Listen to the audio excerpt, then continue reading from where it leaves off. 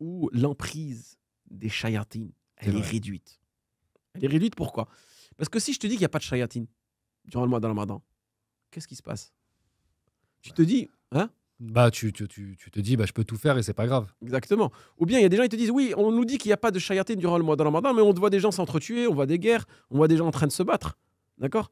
En réalité, ce qu'il faut comprendre, c'est que les shayatines parmi les djinns et les ins, shayatines humains et les shayatines djinnis, ils sont existants, ils sont là pendant le mois de Ramadan. Sauf ceux qui sont enchaînés, c'est-à-dire qu'ils peuvent moins influer. Leur influence, elle est réduite, mais ils sont toujours existants. Et là, on voit, Allah Ibarak Fikoum, que c'est une facilité. C'est pour ça qu'énormément de personnes reviennent vers Allah durant ce mois. Donc Allah subhanahu wa ta'ala, en vérité, il te donne une rukhsa, une facilité. Oh, toi, durant toute l'année qui t'es plein, je n'arrive pas à prier, je n'arrive pas à faire ceci, je n'arrive pas à aller aux mosquées, je n'arrive pas à jeûner, je n'arrive pas à débuter la prière.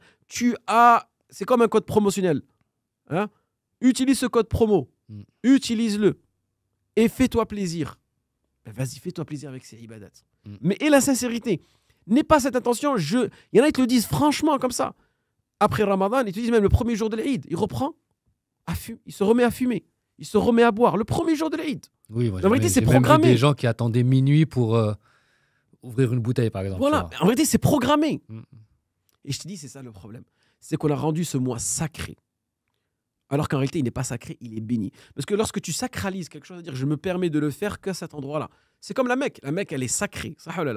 Oui. C'est-à-dire il y a certaines choses que tu ne peux pas faire. Dès que tu sors de la Mecque, tu es autorisé. Il ne t'est pas permis de chasser.